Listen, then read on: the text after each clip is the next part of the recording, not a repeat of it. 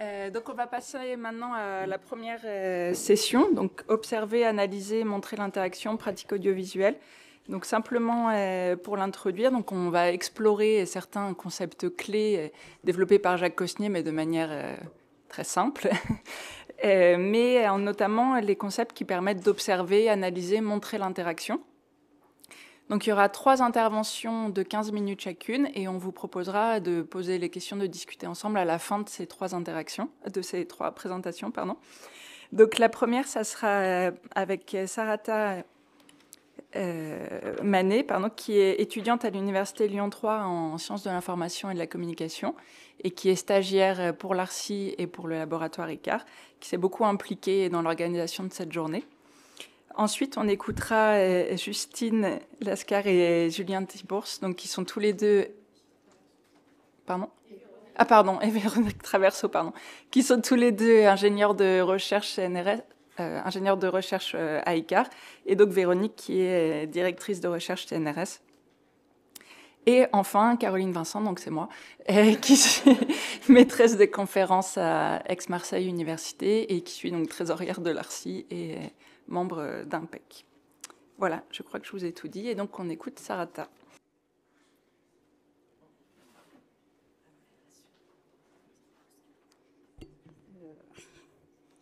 Bonjour à toutes et à tous. Ça se voit sur mon visage à quel point je suis heureuse d'être là.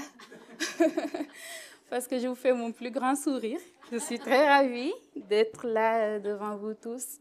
J'allais tout à l'heure prendre la parole pour dire que oui, moi qui viens d'arriver dans l'univers de Jacques Cosnier, je suis très contente parce que ce sont des choses qu'il a transmises à beaucoup de personnes et qui m'ont été moi aussi transmises. J'en discutais l'autre jour avec Madame Devlot qui m'a dit, écoute, c'est des choses que Jacques m'a transmises et je te les transmis, voilà, la façon de faire au labo, l'accueil et tout ça. Alors, je suis Sarata Manet, étudiante en Master 2 à l'Université Jean Moulin Lyon 3, parcours stratégie informationnelle et documents numériques. Et j'effectue mon stage de 6 mois au sein du laboratoire ICAR et de l'association ARCI dans le cadre de la préparation de cette journée d'études dédiée à Jacques Cosnier. La commande initiale qui m'a été confiée portait sur la valorisation des écrits colligés de Jacques Cosnier. Alors, je vais vous dire tout de suite, j'ai été accueillie par une montagne de savoir. Un document de 290 pages, un recueil. Moi, je me dis que, en fait, c'est bien plus qu'un recueil parce que c'est une véritable cartographie des relations humaines à travers le langage, le geste, les émotions, les interactions. Alors, l'objectif principal, c'était de permettre une meilleure appropriation de cette œuvre par différents publics à travers une mise en forme claire, attractive et pédagogique. Ce que je vais vous présenter ici, c'est le cheminement de mon travail, donc de cette commande jusqu'à la réalisation d'un dispositif développé sur l'un des axes, en fait, qui concerne l'un des axes développés dans les écrits colligés, les 4 questions du parleur, qui a ensuite pris la forme d'une vidéo que vous allez visualiser juste après mon intervention. Mes premiers pas dans l'univers de Jacques Cosnier, une carte mentale pour s'orienter. Alors, quand mon stage a débuté, je ne connaissais pas trop Jacques Cosnier et me plonger dans ses études a été une véritable découverte. Et en fait, j'ai tout de suite compris qu'il fallait en fait organiser, structurer, classer. J'ai alors construit une première carte mentale qui m'a permis de visualiser l'architecture de son œuvre et ensuite qui m'a permis de comprendre en fait les grandes thématiques transversales qu'il a eu à aborder. Les objectifs sont donc tout d'abord de m'orienter moi-même dans la diversité de ces concepts et de pouvoir proposer un outil visuel à partager avec l'équipe pour ouvrir le dialogue sur les grandes thématiques de ces travaux et en faire bénéficier, bien sûr, toute personne voulant comprendre les points phares de ces travaux sans avoir à parcourir tout le document. Voici donc une vue d'ensemble de la carte mentale avec la cartographie de l'œuvre des écrits colligés, et puis les liens entre les chapitres et les concepts qui en ressortent. Alors, j'ai tout fait pour que ça soit visible et que vous les ayez avec plaisir en guise de souvenir. Donc, les sujets traités. Donc, il s'agit de 7 grands chapitres, 7 branches.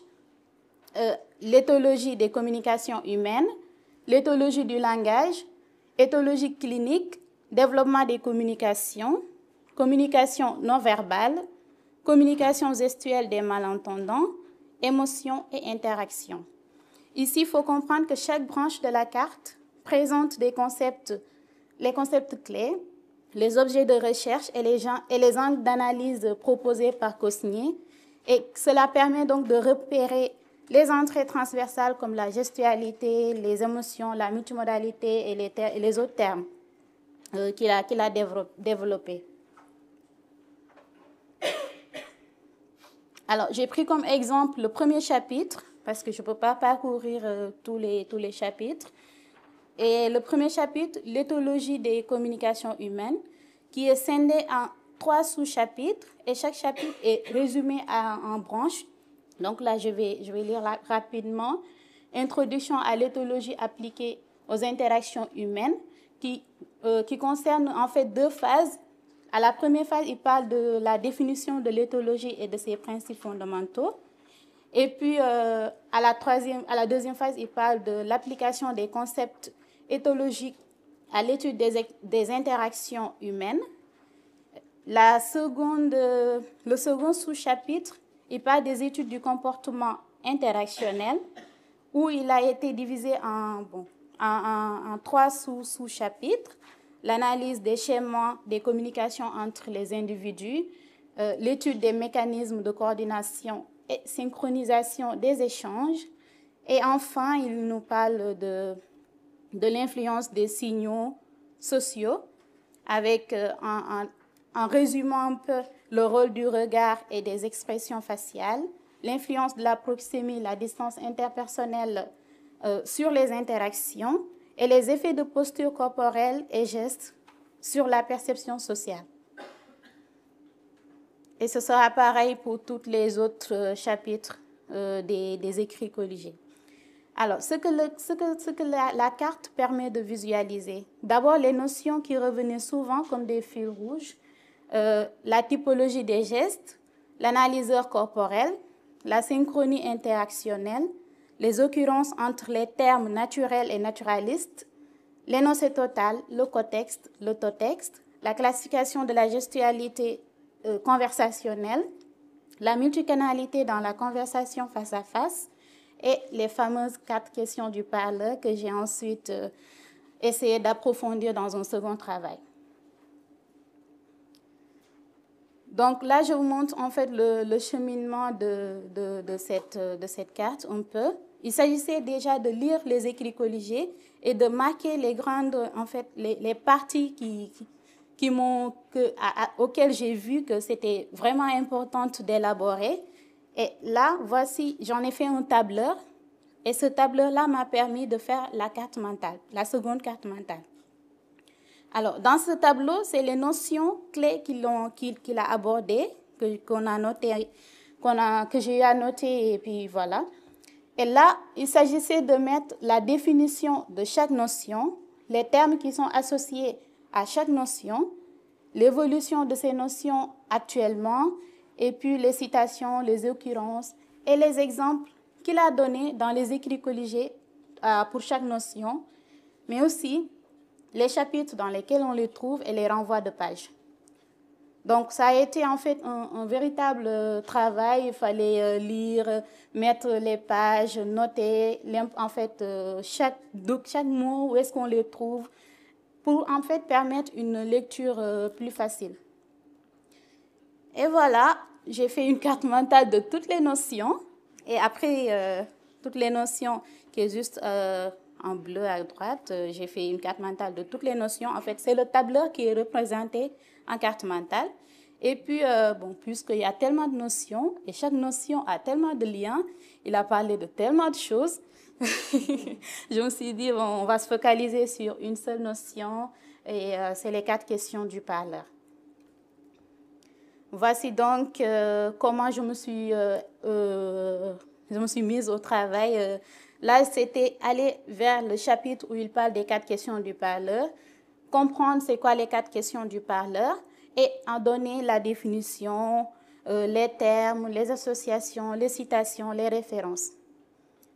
Voici donc la carte mentale des 4 questions du parleur. Là, ça va être très petit. J'ai essayé de le zoomer un peu. Donc là, c'est toutes les définitions qu'il a données à la notion, les 4 questions du parleur. C'est quoi les 4 questions du parleur?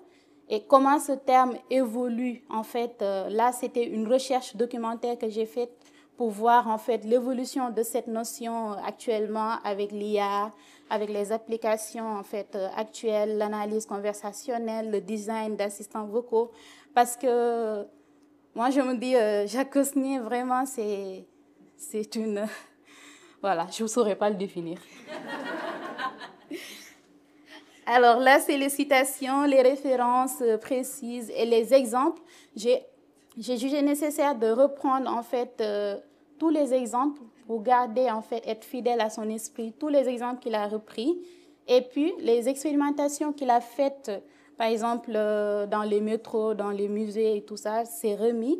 Et là, pour chaque notion, chaque terme, j'ai mis les pages de renvoi dans lesquelles on les retrouve. Combien de fois les 4 questions du parleur ont été mentionnées? Est-ce qu'il l'a dit autrement? Par exemple, il y a des parties où il dit les 4 QP au lieu des 4 questions du parleur.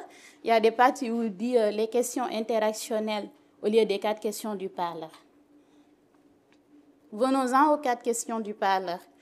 Alors, là, il faut comprendre que le parleur, au cours de l'interaction, se pose des questions de savoir est-ce qu'on m'entend?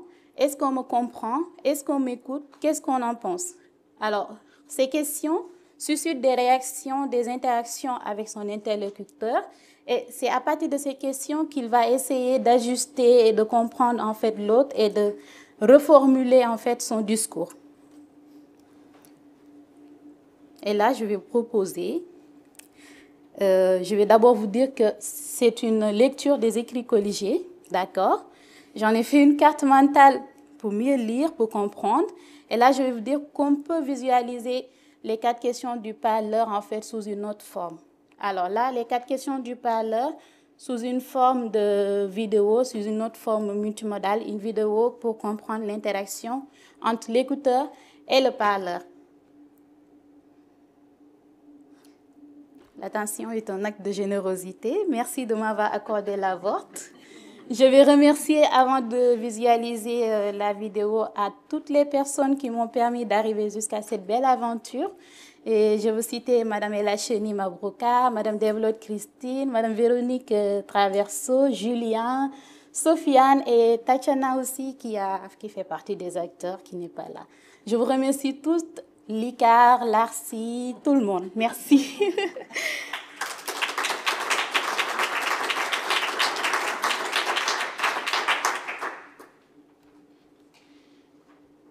Parfois, j'ai l'impression que je parle et que personne ne m'entend. Ou alors, on m'entend, mais est-ce qu'on m'écoute? Et même si on m'écoute, est-ce qu'on me comprend? Et au fond, qu'est-ce qu'on en pense de ce que je dis? Eh bien, ces 4 questions, Jacques Cosnier, psychologue, linguiste et éthologue, dont les travaux ont profondément marqué l'analyse des interactions, de la communication humaine, de la gestualité et des émotions, les a posées il y a longtemps. Et devinez quoi? Il y a également répondu. Il a fait une grille de lecture, une clé pour mieux comprendre l'interaction humaine. Il appelait ça les 4 questions du parleur ou les questions interactionnelles. Il les a définies comme un système combinant questionnement et activité du parleur et de l'écouteur. Côté parleur, c'est un processus essentiel pour pouvoir expliciter sa pensée, la faire comprendre et parfois être approuvé. Côté receveur, la réponse à ces questions se réalise au minimum par un regard, sinon par des indices rétroactifs sous la forme d'émissions vocales, verbales et kinésique. Ouais, allô, salut, ça va? Allô, oui, c'est moi. Ouais, je t'appelle, c'est pour le taf, là, pour le projet Oui, c'est toujours bon pour le projet. qui concerne le labo, ouais. J'ai préparé le matériel, j'ai préparé le dispositif, j'ai préparé les autorisations, donc je voulais savoir un petit peu ce que t'en pensais, et puis ce qui se passait un petit peu sur ces questions-là, là aussi par rapport à tes questions de recherche. Ouais. Tu m'entends? Ah oui, Allô? je t'entends. Être entendu, c'est le premier signal de reconnaissance de ce que l'on dit, qui se manifeste par de brèves émissions vocales ou verbales, telles que Mhm. Oui, Jacques Cosnier évoquait à ce propos la communication téléphonique où l'on s'assure que l'autre nous entend bien à l'autre bout du fil, en demandant par exemple « Et là, tu m'entends? C'est mieux comme ça ?»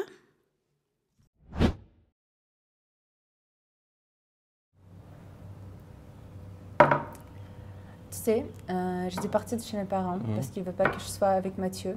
On est ensemble depuis longtemps et donc je l'aime trop et je veux être avec lui. Mais donc eux, ils ne sont pas d'accord avec ça. Hey, tu m'écoutes là? Ouais. Être écouté, c'est plus qu'être entendu. C'est capter l'attention de l'autre par des signaux non-verbaux, regards, hochement de tête, silence. Jacques Cosnier décrit cette écoute comme un système interactif entre émission du parleur, activité fatigue, et émission du receveur, activité régulatrice. Mais le parleur ne regarde pas en permanence le receveur. C'est ce qui donne à son regard, quand il se produit, une valeur de signal et qui requiert des signaux rétroactifs et régulateurs du receveur. Donc tu vois, c'est un petit peu ce que je t'expliquais sur la notion vraiment du Rec 709, de quand tu filmes en RAW sur une caméra ou sur un DSLR et de comment ça s'encode après sur ton ordi. C'est vraiment un paramètre qui est super important, de comprendre comment ça marche, de comprendre la gestion de la couleur, de comprendre la gestion de la colorimétrie, de l'exposition. Et sinon, c'est quelque chose qui... Je t'ai perdu. Tu veux que je te réexplique? Ouais, j'aimerais bien. Ouais. Le parleur décrypte en continu les mimiques et les signaux non-verbaux du receveur. Il module son discours en temps réel en fonction de ce qu'il perçoit. Il ajuste, reformule et explicite. Ouais, tu sais, là, pour notre dernière réunion, je suis allé voir Jean-Pierre. Ah bon? Ouais, et puis je lui ai dit que c'était pas possible, quoi. Vraiment que j'avais pas compris son geste. Bon, c'est vrai que j'étais un peu sec, un peu direct, mais pour moi, tu vois, c'était important de lui dire, quoi. Ouais, j'imagine. Et bon, je sais pas qu'est-ce que t'en penses, parce que tu penses que j'ai mal agi ou... Bon, je sais pas.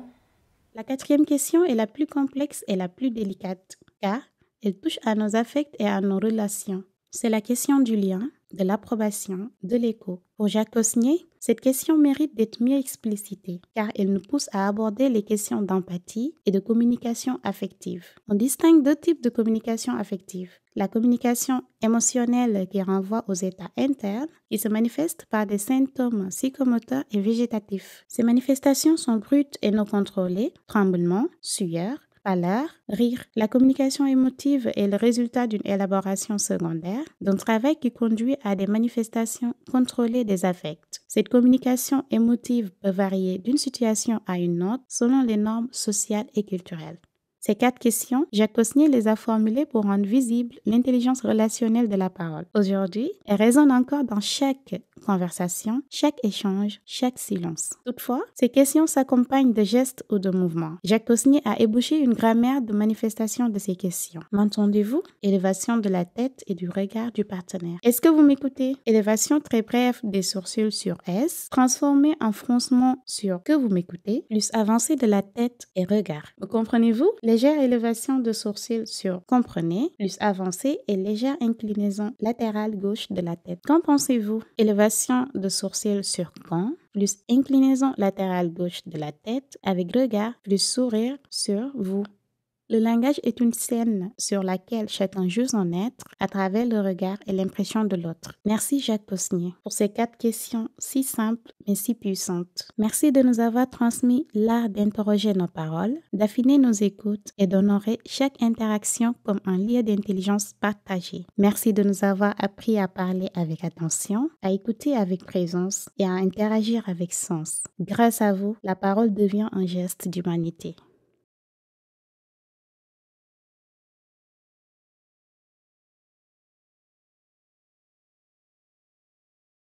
Bonjour à tous.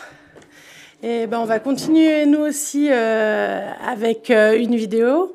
Donc on a le plaisir de vous présenter un montage qu'on a réalisé tous les trois, donc Julien Tiburce, Véronique Traverso et moi, donc Justine Lascar, pour rendre compte du rapport de Jacques Cosnier, le rapport qu'il entretenait à l'audiovisuel. Pour ça, on a utilisé plusieurs matériaux qui sont aussi disponibles parce qu'ils ont été numérisés, dont le document dont parlait Yves dans sa conférence. Donc, vous pourrez regarder dans le souk. Donc, on a travaillé à partir d'un entretien filmé avec Jacques Cosnier, mais aussi des interventions dans les séminaires, des extraits de ses corpus et des réalisations filmiques. L'idée, c'est de retracer le fil de ses réflexions théoriques et méthodologiques sur les apports de la vidéo à la compréhension de la communication humaine à partir de sa propre voix.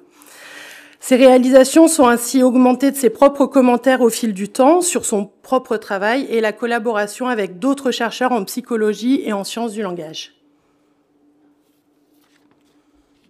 Ça ne marche pas. On va se tirer.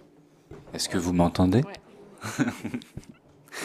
Bien sûr, il ne s'agit pas ici d'un récit biographique du type Roland Barthes par Roland Barthes.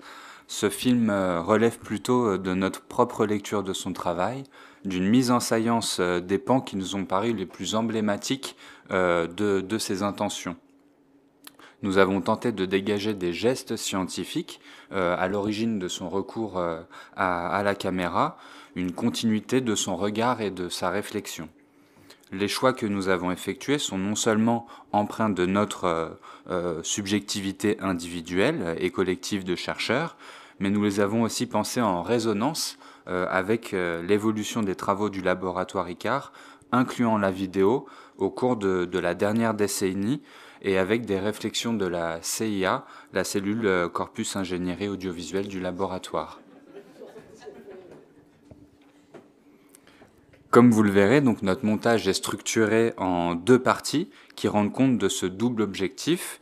Un premier temps est consacré à un parcours dans les recherches de Jacques Cosnier avec et autour de la vidéo, enrichi de ses propres commentaires. Puis un deuxième temps sera consacré aux échos avec les travaux actuels menés au laboratoire Icare. Donc nous vous laissons maintenant découvrir ce petit film et vous souhaitons un bon visionnage.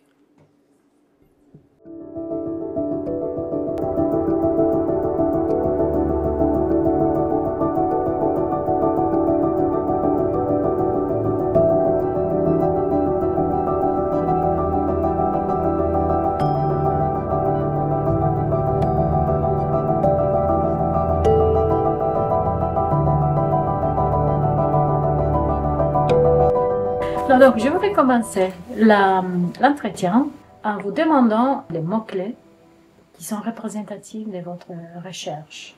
Oui, il faut répondre maintenant. Oui. C'est une question. C'est une question, oui. À réponse immédiate. Oui. Pour le chercheur, c'est facile. Hein. Les mots-clés, je pense, c'est curiosité. Il faut être curieux pour faire de la recherche.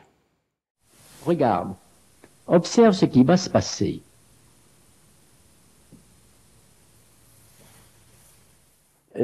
Ceux avec qui je travaillais, c'était beaucoup plus les linguistes que les psychologues. Parce que donc les linguistes de cette époque, c'était les linguistes de l'interaction et de l'énonciation. Et moi, ça me plaisait beaucoup. Eux s'intéressaient donc aux interactions. Et moi, ce qui m'intéressait d'emblée, c'était les comportements de communication. Donc, on a fait de la vidéo. Et c'était tout de même complètement neuf. Maintenant, faire de la vidéo, vous comprenez, vous sortez votre téléphone, puis vous faites de la vidéo, bon. Mais à cette époque-là, c'était pas du tout comme ça. Les premiers magnétoscopes sont apparus au cours des années 80, en fait. Et on avait décrit quelque chose de très intéressant. On avait, par des années statistiques, montré que chaque être humain a une certaine façon de s'exprimer avec autrui et de bouger, de parler, de combiner ses gestes, ses mimiques, etc. Chacun a son... Il y a toute une typologie qu'on peut faire. Et cette typologie, on avait donc dit que c'était l'organisation, verbaux, ça veut dire la parole, viscéraux, ça veut dire les réactions végétatives, le rythme cardiaque, la résistance cutanée, etc., les affects, et motrices, eh ben, c'est les gestes qu'on peut faire, voilà. Alors voilà, quand un éthologue s'occupe de l'espèce humaine, qu'est-ce qui le frappe? Au point de vue du comportement, les gens causent, bien sûr, mais quand ils causent, ils bougent. C'est formidable ce qu'ils bougent même.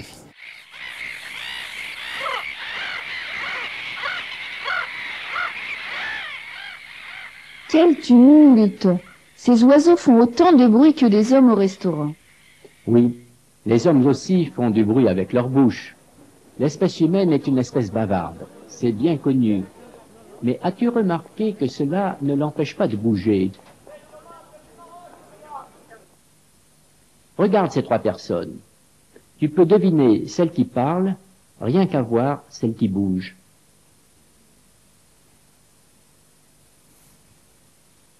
Le geste est essentiel pour fabriquer la parole. Bon, moi je suis pas un grand gesticulateur,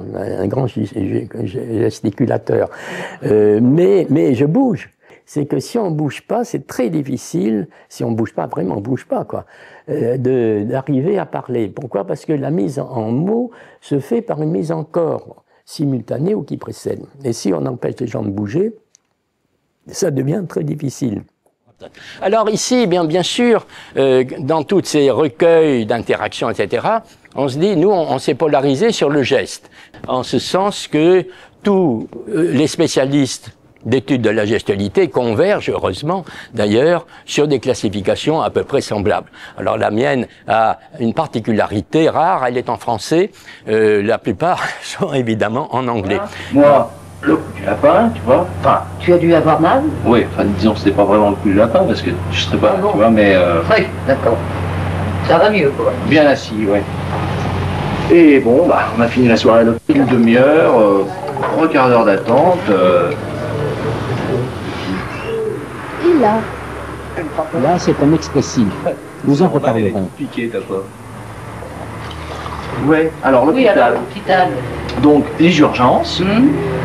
Assis sur un banc, tu vois, moi mal, lui, le coude comme ça, bien appuyé, il avait vraiment... Donc on a, voilà quelques situations qu'on avait étudiées. L'apprentissage en groupe scolaire, c'est Robert Pléty qui a fait un gros travail très très intéressant sur l'apprentissage coopérant. Ensuite, les interactions, on a étudié les interactions dans le métro de Paris, on a fait un film là-dessus, ceux qui voudraient le voir.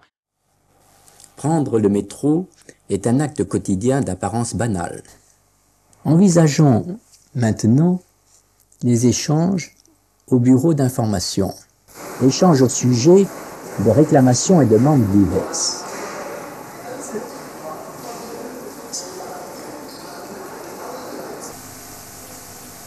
Je cherche je vois pas. Je cherche la porte de Saint-Ouen, je ne trouve pas. Porte de Saint-Ouen, alors c'est direction Saint-Denis, madame. Ah, c'est Saint-Denis que je suis passée. Yes. Alors, vous ressortez ici. Yes. On peut aller dans la rue du Rocher. Rue du Rocher. Ouais, c'est Rocher. Ouais, juste là, mais je sais pas. Vous sortez ici. Vous sortez ici, là. Donc, très bien. Vous avez la rue de Rome. Et c'est la rue de Rocher, c'est la rue qui fait la jonction avec la rue de Rome. Oui, bon, bah, elle est parallèle. Alors, on va sortir comme ça. Voilà. L'éthologie de la rue de la République, Miss Padier nous avait demandé d'étudier qu'est-ce qui s'y passe pour voir comment réinstaller cette rue. La rue de la République, rue piétonnière principale, la plus célèbre de la presqu'île lyonnaise, s'étend du nord au sud sur une longueur d'environ 1 km.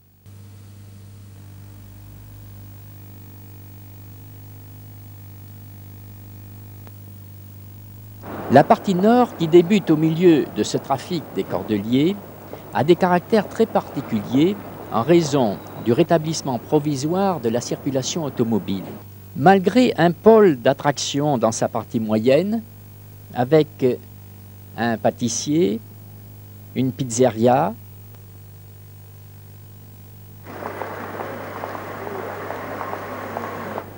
et des cinémas, c'est plus un lieu de passage que de promenade. Et les passants restent prudemment sur les trottoirs. Donc, des situations extrêmement variées, bien sûr, très variées, où on se promenait avec des enregistrements en caméra cachée, ce qui était au début un peu difficile parce que les caméras étaient assez volumineuses. Pour pouvoir mieux contrôler les appareils, les enregistrements, etc., on travaillait au laboratoire.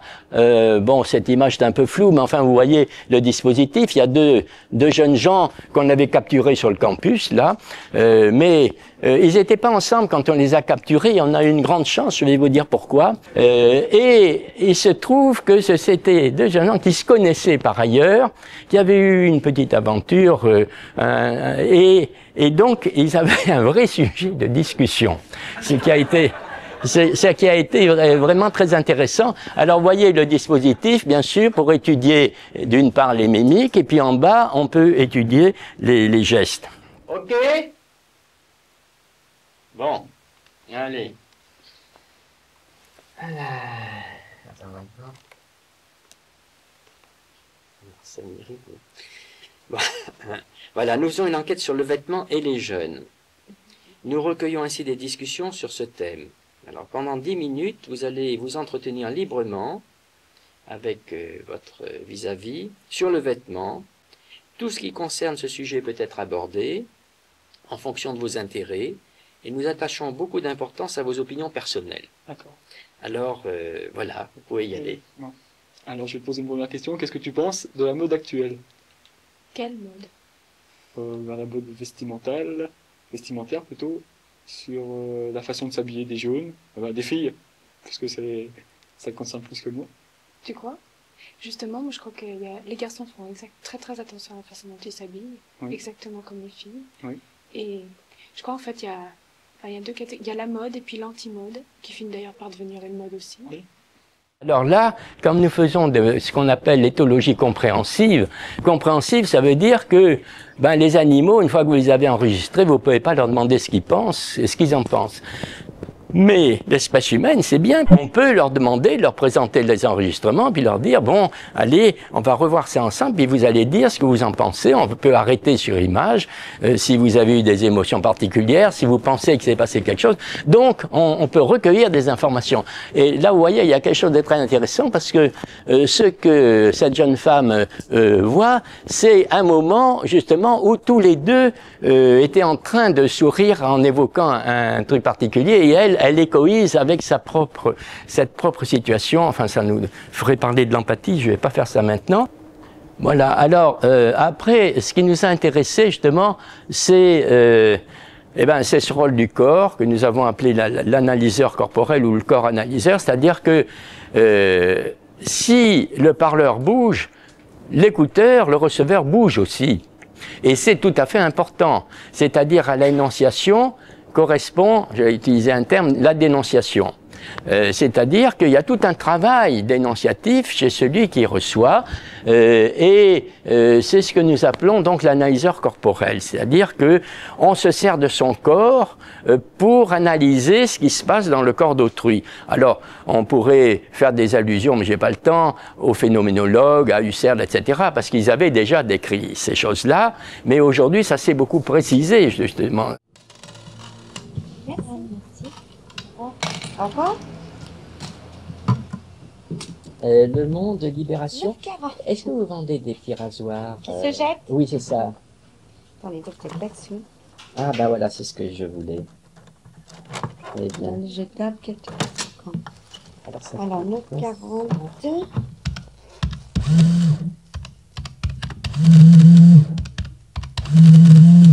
23,40. 23,40. Bonjour. Bonjour, je prends ma boîte de droite en rouge, s'il vous plaît.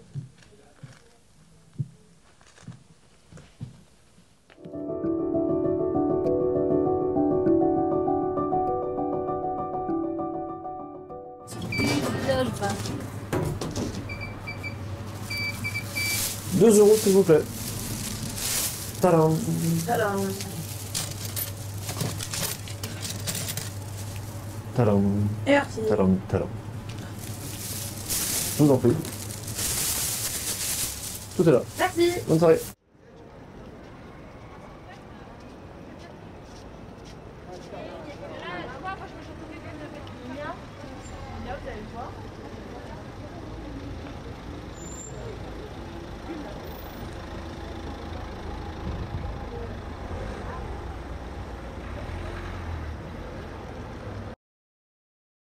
Ces 3 extraits sont liés par une même thématique, celle de nommer, de montrer et de socialiser la maladie au travail et plus largement dans la société. Ils font émerger un lien fort entre le besoin ou la difficulté de dire le mot cancer et le fait de rendre visible ou de rendre invisible la maladie et les personnes concernées.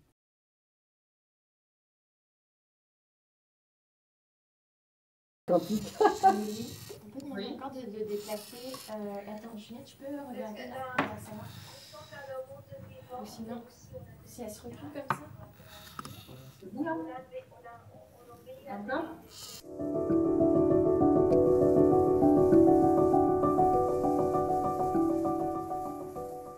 Oui, bon. Bien, mes chers camarades, merci de cet après-midi qui va bouleverser la science universelle.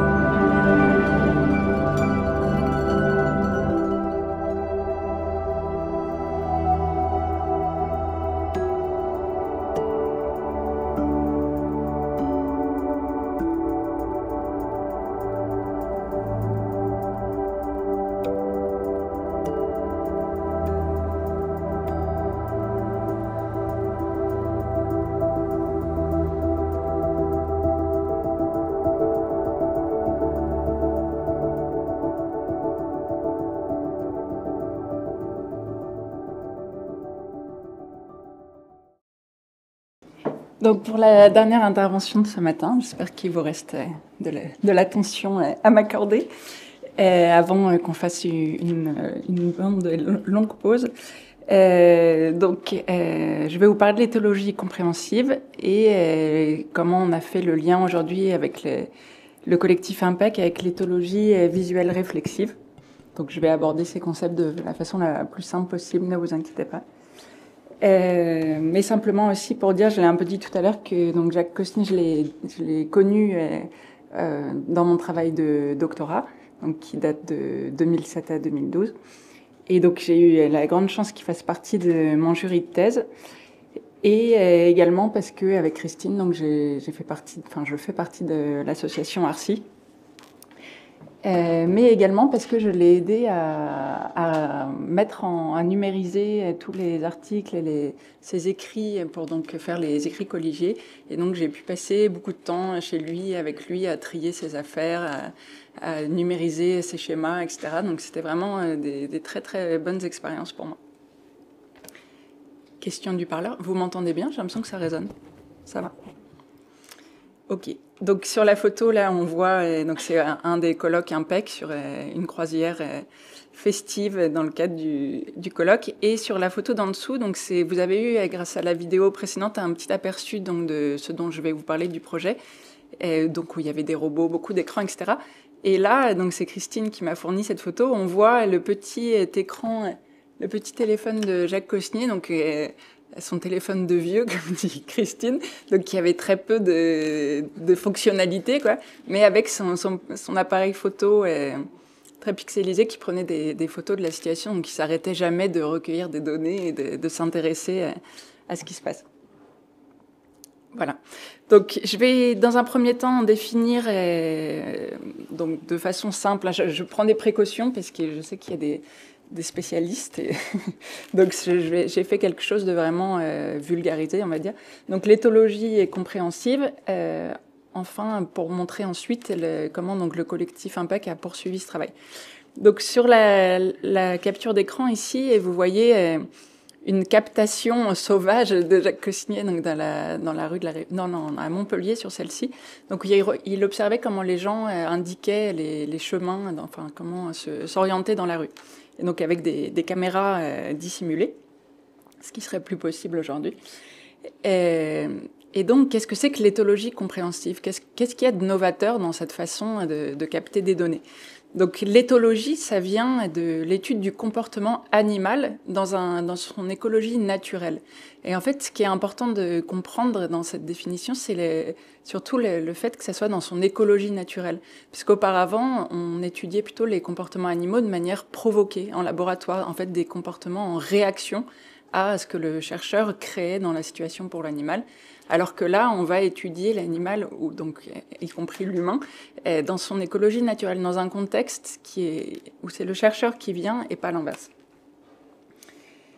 Deuxièmement, donc c'est un comportement spontané et non réactionnel. Et donc ça, c'est une vraie rupture avec ce qui se faisait auparavant, et c'est vraiment l'originalité de ce concept. Et une autre originalité, c'est que dans ces études du comportement, pour Jacques Cosnier, les ressemblances et les différences entre les espèces avaient autant de valeur. C'est-à-dire qu'en fait, avant, on étudiait plutôt les différences entre les comportements, entre les espèces. Et là, lui, ça va avoir autant d'importance pour lui de voir ce qui se ressemble de ce qui diffère. Donc c'est une démarche de terrain, vraiment, c'est le chercheur qui vient sur le terrain et sans hypothèse préalable. Ça aussi c'est très original, c'est-à-dire qu'on ne vient pas pour vérifier une hypothèse préconçue, on ne vient pas avec une question de recherche qui est déjà ficelée et on vient dire alors est-ce que oui ou non ça fonctionne. On vient de manière donc naïve, je reviendrai sur ce terme après, et on voit ce qui émerge. Et donc il rapproche cela de l'attention flottante de Freud, c'est-à-dire on se place dans une situation et on voit ce qui émerge de la manière la plus neutre possible. Donc pour cette définition, j'ai pris des choses dans différents écrits, je vous mettrai la bibliographie à la fin, mais bon, je pense que la plupart d'entre vous connaissent déjà tout ça. Donc deux citations que je trouve vraiment qui résument bien l'éthologie compréhensive. Donc Jacques Cosnier dit ce sont les animaux qui posent les problèmes aux chercheurs et pas l'inverse. C'est le chercheur qui s'adapte à l'animal et pas l'animal qui va réagir à ce qu'on lui propose. Deuxième citation, donc on ne part pas d'une hypothèse, on y aboutit. Et ça, c'est vraiment un état d'esprit en fait de l'éthologie qui est difficile en fait même à mettre en place parce que c'est vraiment à contre-courant de ce qui se fait en fait. Parce qu'on lit tout un tas de bouquins, on lit des choses et puis ensuite on vient sur le terrain. Et là, non, on part du terrain, on regarde ce qui émerge et c'est là que les questions de recherche vont naître et vont être ensuite précisées. Donc c'est vraiment une méthode transversale, comme il dit, qui s'applique à tout un tas de contextes différents, mais aussi tout un tas de disciplines, et une attitude éthologique, en fait, qui est transposable à l'espèce humaine. Donc on fait partie des animaux, mais on a la particularité d'appartenir à l'espèce qu'on étudie. Mais donc Jacques Cosnier parlait vraiment d'une attitude écologique, et il disait quelque chose qui m'a fait sourire. Il disait donc ça demande une naïveté de l'éthologue, méthodologique et volontaire, et il dit dont certains candidats chercheurs sont incapables. Tout le monde n'est pas capable de venir sur un terrain de manière vraiment totalement naïve, humble, voilà, sans idée préconçue. En fait, c'est quelque chose où beaucoup se sont essayés et peu ont réussi à l'appliquer. Donc, pour finir sur la définition de l'éthologie compréhensive, donc Jacques Cossigny disait ce qui est difficile dans l'éthologie humaine, donc quand on applique l'éthologie animale à l'étude du comportement humain, c'est qu'on appartient à l'espèce qu'on étudie. Mais c'est aussi une chance parce que, donc on l'a vu aussi dans la vidéo précédente, ça nous donne l'opportunité d'interroger, comme on aimerait le faire avec les animaux, d'interroger ce qu'il appelait donc le primate bavard que nous sommes. Et cela, en fait, va permettre de croiser des données purement comportementales avec des données plus subjectives et qui permettent d'expliciter les comportements qu'on a pu observer, de les préciser, de donner plus de contexte, etc. Ensuite, une autre originalité proposée par Jacques Cossigny, donc c'était cet effort de mettre en lien le verbal avec le non-verbal. On l'a très bien vu dans la vidéo de Sarata et dans la deuxième vidéo aussi d'ailleurs. Donc, il croise le comportement observé brut avec la subjectivité des personnes et il croise le verbal avec le non-verbal. Et donc, ça permet de relier les faits observés à un contexte, en fait, un contexte qui est vraiment, un ancrage contextuel, ainsi qu'aux commentaires du sujet. Donc, ça a été repris ensuite avec Christine dans l'ouvrage d'écrire la conversation en ligne et appliqué, donc, cette fois-ci, à la conversation par écran.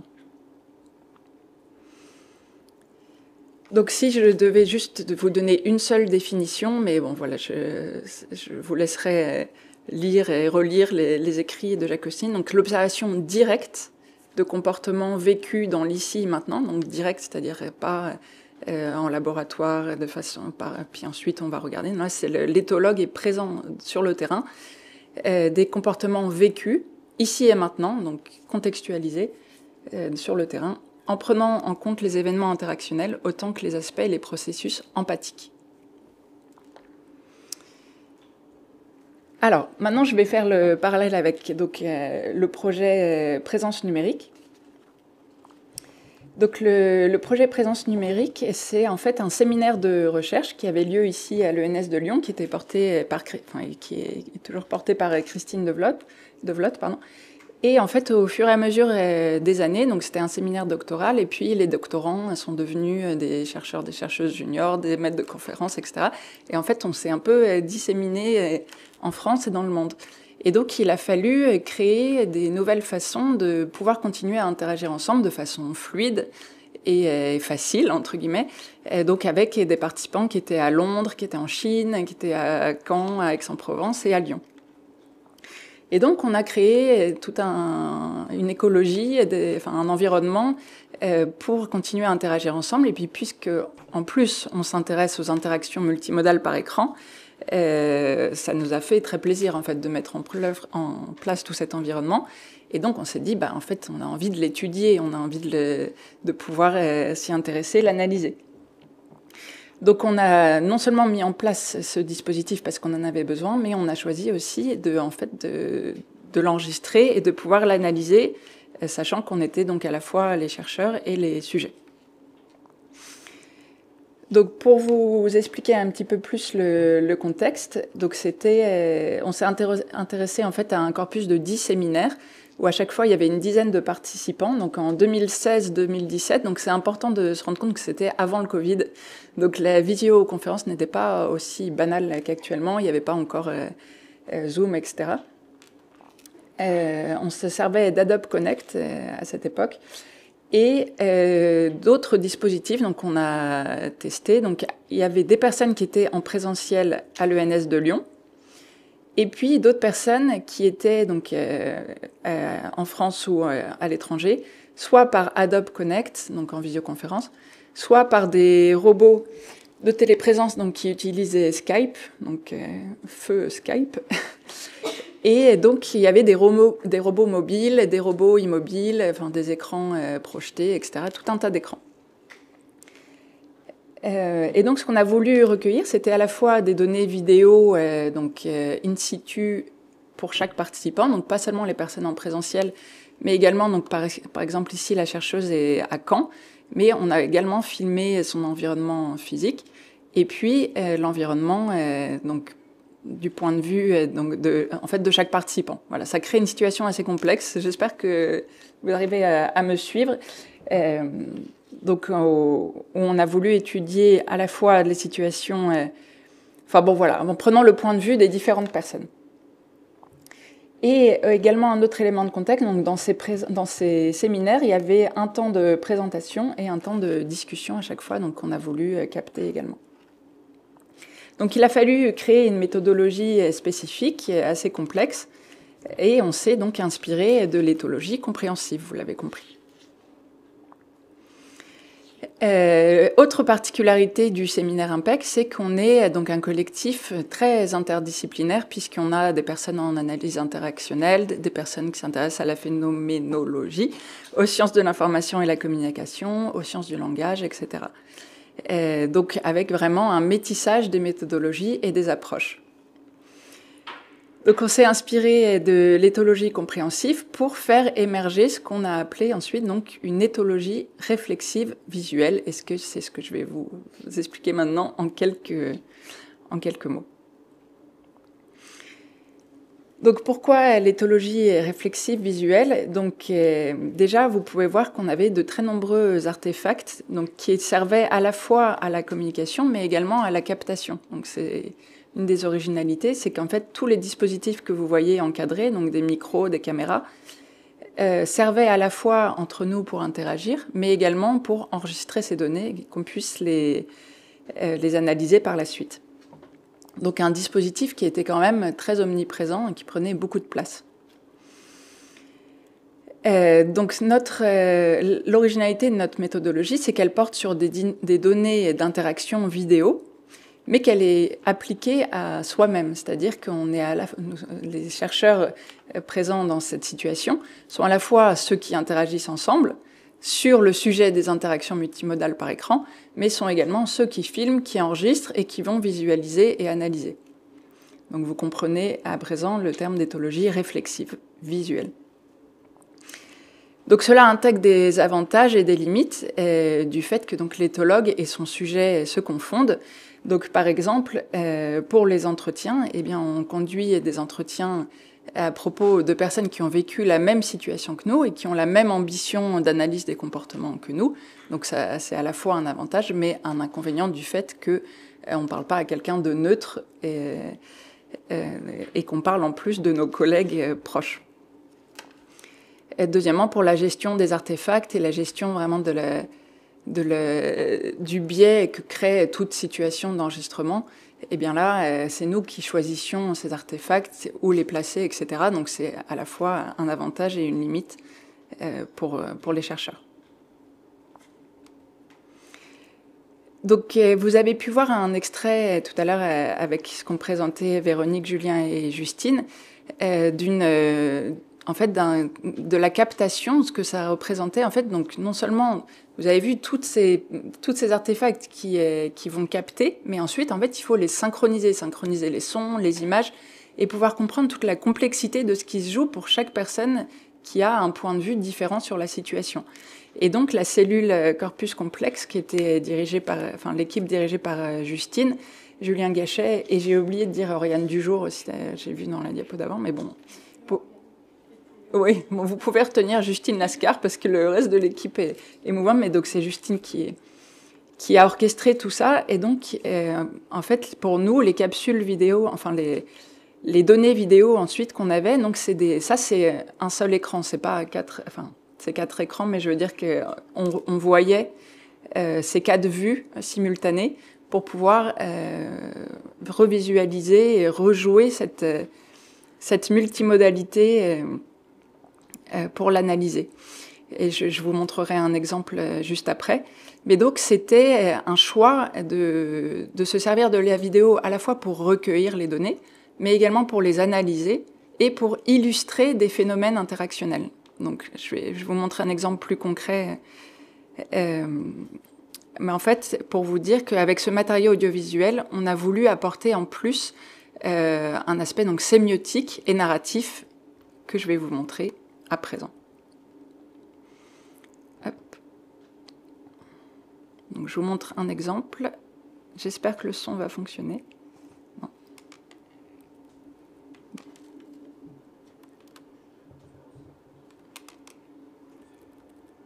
Enfin, je suis au max. Mais c'est surtout, le son n'est pas tellement important, c'est surtout pour vous montrer la restitution ensuite, pour faciliter la compréhension de ces données qui sont extrêmement complexes et enchevêtrées, avec beaucoup de couches différentes d'informations.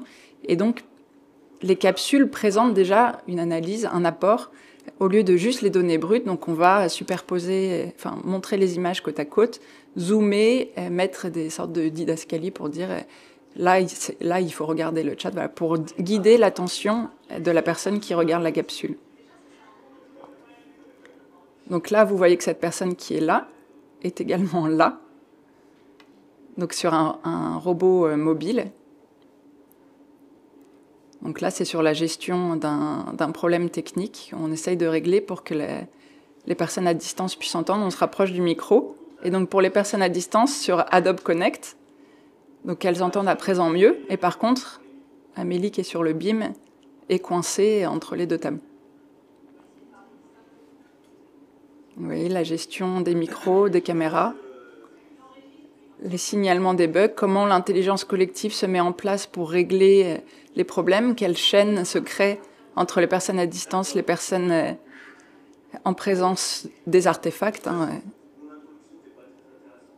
Voilà, comment la chaîne d'agentivité se crée pour régler les problèmes, pour essayer d'inclure tout le monde dans cette situation très complexe. Et puis, vous voyez qu'il n'y a aucune anonymisation permise du fait qu'on soit à la fois les chercheurs et les cobayes, entre guillemets, les sujets.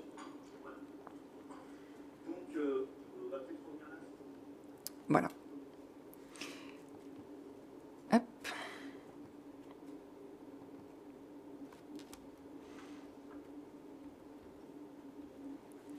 Alors, juste sur un point sur la démarche réflexive, donc qui est assez originale et dans ce travail. Donc, ça crée une familiarité avec le sujet qui rend les participants plus susceptibles d'adopter des comportements plus adaptés. Enfin, je vais reformuler.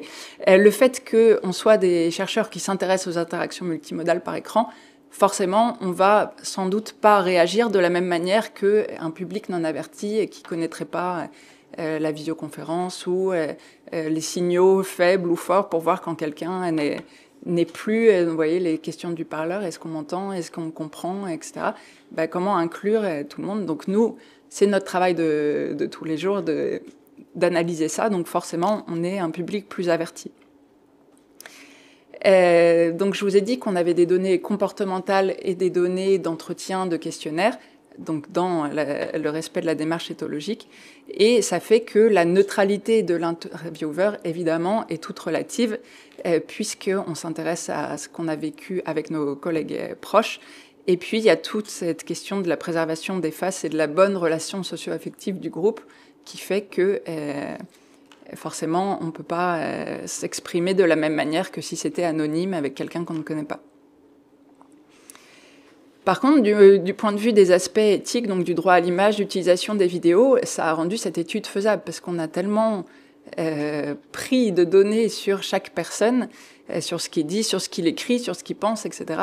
Ça aurait été compliqué de le faire avec d'autres personnes que nous, donc qui avons vraiment engagé notre image publiquement et dans la durée, puisque toutes ces données sont accessibles en ligne de manière ouverte sur Internet, quoi.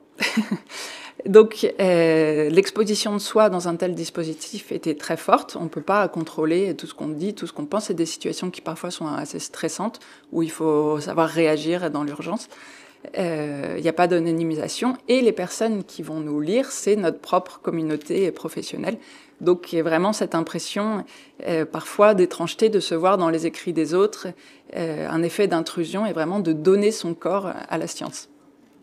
D'ailleurs, quand j'ai choisi l'extrait, j'ai essayé de choisir un extrait qui ne mettait pas trop en avant une personne, parce que je savais que les personnes seraient présentes dans la salle et que ça pouvait être désagréable pour elles. Donc vraiment, une très grande originalité de ce travail. Voilà, pour terminer, donc, je vous montre la couverture de ce livre, donc, il y a une version papier, mais surtout une version en ligne. Et puis surtout, je voulais afficher le nom de toutes les chercheuses et le chercheur qui ont participé à cet ouvrage collectif. Donc j'ai mis un QR code, mais vous pouvez le trouver très facilement en tapant Fabrique de l'interaction parmi les écrans. Et donc juste pour dire que c'était un travail avec une forme expérientielle vraiment très forte, donc qui est à la fois collective, réflexive et ouverte, un travail militant, un vrai manifeste en fait pour l'interdisciplinarité et un métissage des méthodologies. Et pour la science ouverte, en fait, on a tout mis en ligne, tout est disponible et quasiment en auto-édition, mais je veux dire, on a vraiment fait le travail de A à Z, de recueil des données, transcription, et aussi d'être les acteurs, mais vraiment jusqu'à l'édition, le glossaire, les définitions, toute la mise en page, enfin voilà, vraiment un travail très complet. Et avec une dimension collective qui est vraiment centrale. C'est pour ça que j'appelle ça maintenant le collectif IMPEC, parce que pour moi, on est un collectif plus qu'un groupe de recherche. Et on a vraiment chacune participé à plusieurs chapitres et en ayant une connaissance vraiment globale de l'ouvrage. Donc, comme je vous l'ai dit, on a également fait des glossaires, des définitions et des concepts qu'on a inventés, qu'on a, revisités, développés, etc. Donc, je vous mets la bibliographie et je vous remonte juste très rapidement le site pour donc vous dire que vous avez les chapitres comme ça qui sont accessibles par un menu. Hop. Et vous avez en fait différents... donc là, c'est le glossaire. Vous voyez, vous pouvez agrandir... forcément, ça ne marche pas. Ça marche toujours très bien. Je ne sais pas pourquoi là, ça ne marche pas. Vous voyez que Jacques Cosnier est très présent dans notre ouvrage.